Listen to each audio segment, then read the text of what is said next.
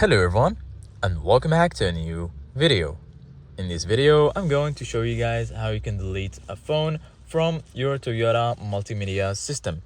So if you guys want to learn how to do it, just follow the steps that I'm gonna show you. So the first thing that you need to do, guys, is go here on the right side of your steering wheel.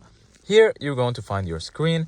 I'm going to give you guys a closer look like this.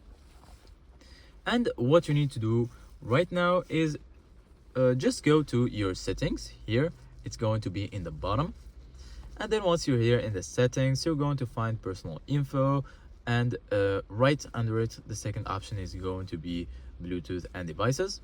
Give it a click, and then here you're going to find manage devices, and here you're going to find the devices that you already had or have. All you need to do, guys, in order to delete it is click on the red forget right here, and then it's going to give you this message.